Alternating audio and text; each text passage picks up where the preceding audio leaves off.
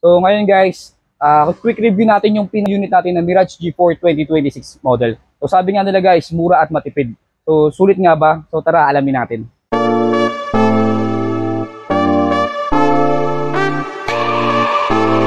What's up guys? Kamusta? Welcome back sa ating channel. Ngayon, meron tayong bago din feature na kotse, ang Mirage G4 2026 model na swak sa budget conscious.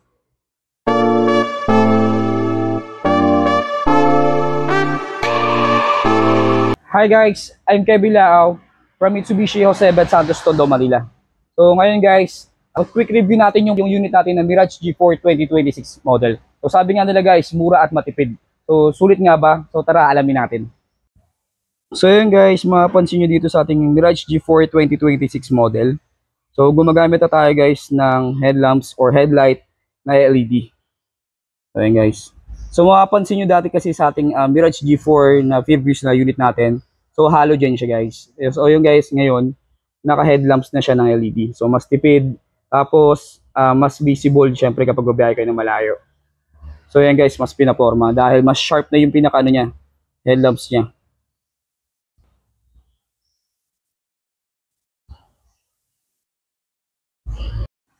So yan, kapag nakapatay siya, ganyan yung pinaka-looks niya, di ba? So makikita nyo, mas sharp yung itsura ng pinaka headlamps. Tapos, ayan guys, yan, mapapansin nyo, projector na yan, projector headlights na yan, and LED, yung pinakita ko sa inyo kanina guys. Tapos guys, mas pinaganda ngayon, no, yung pinaka-grill. Mas pinapogi or mas pinalinis yung looks. Ayan.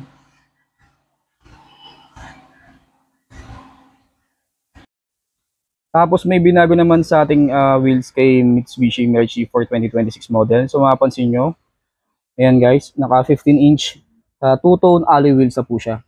O di ba? Hindi mo na kailangan mag-upgrade ng mugs or magpalit ng aftermarket dahil ngayon, yan, iniba na yung pinaka ano niya, gulong or mugs ni Mirage G4. So ganda guys, di ba? Mas maporma siya, tapos nakatutong pa. So yan.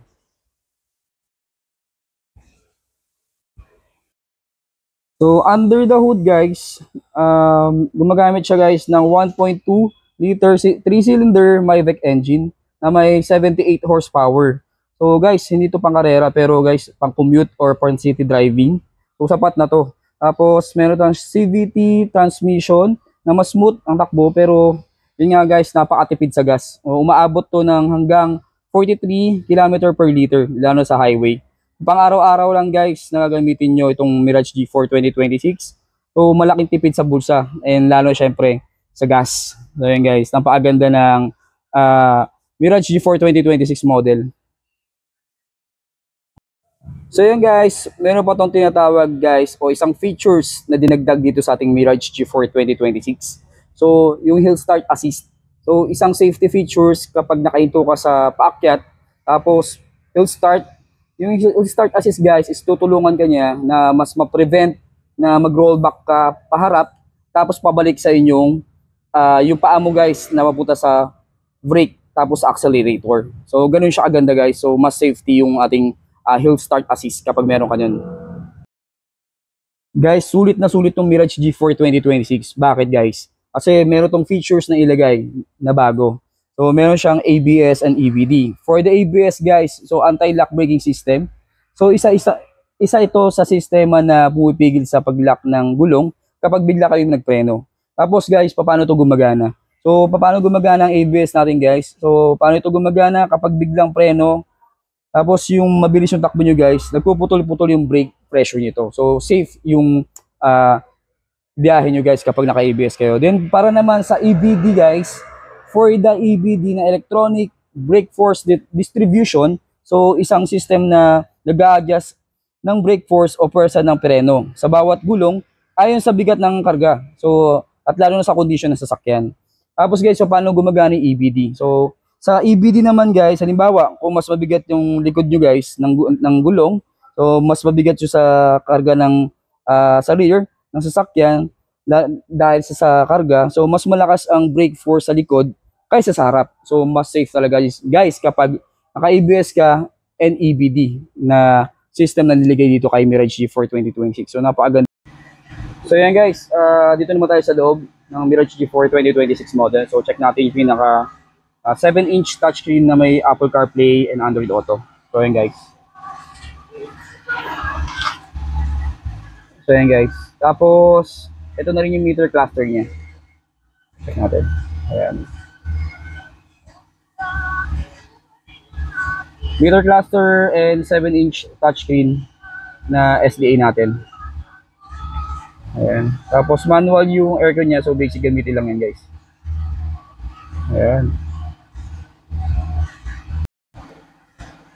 So yan guys, check na natin yung pinaka legroom or yung luwag ng ating second row. O tara. So dito guys, ayan, mapapansin nyo pag sakay ko agad dito sa ating Mirage G4 2026. So napakaluwag. Napakaluwag ng legroom niya. Then yung space sa taas, napakaluwag pa rin. So malaki pa yung space niya.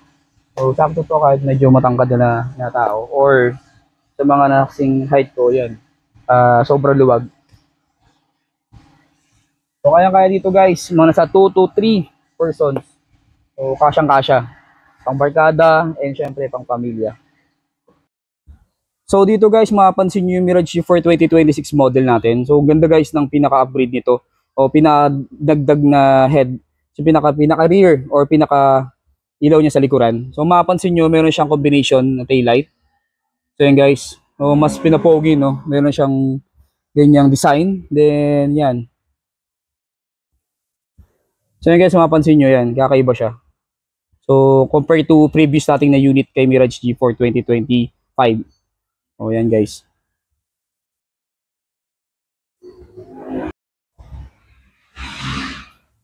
So yan guys, check natin yung pinaka trunk space naman ni Mirage G4 2026.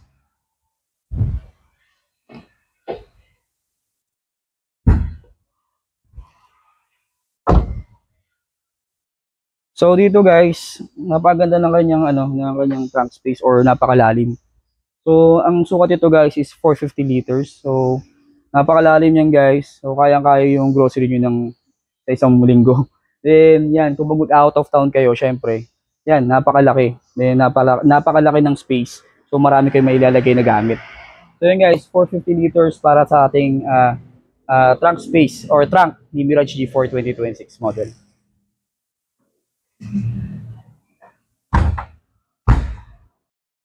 So yun guys, nakita nyo na yung ating mga features, tapos kagandahan sa kanya.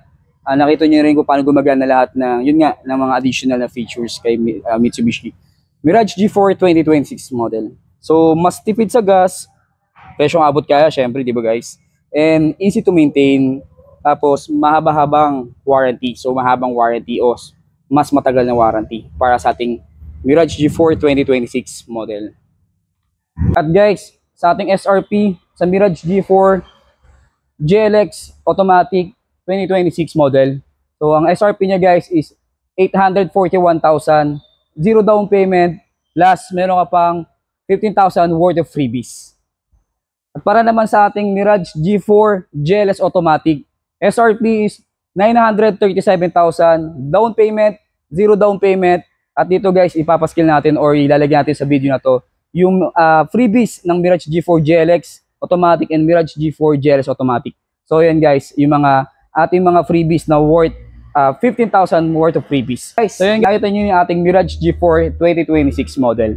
So na-explain ko naman sa inyo kung ano yung mga features, SRP, down payment, and also na makukuha nyo na freebies para sa Mirage G4 2026 model. So kung naghahanap ka ng brand new, reliable, matipid sa gas, at swak na swak sa budget mo. So perfect to guys sa mga first time car owners, estudyante, and syempre, pasok dito sa mga negosyante. So kaya kung practical kang tao, this might be the first budget car for you. So yan guys, don't forget to like, share, and subscribe para lagi ka updated sa mga susunod nating car reviews. So ride safe, thank you for watching, and have a nice day.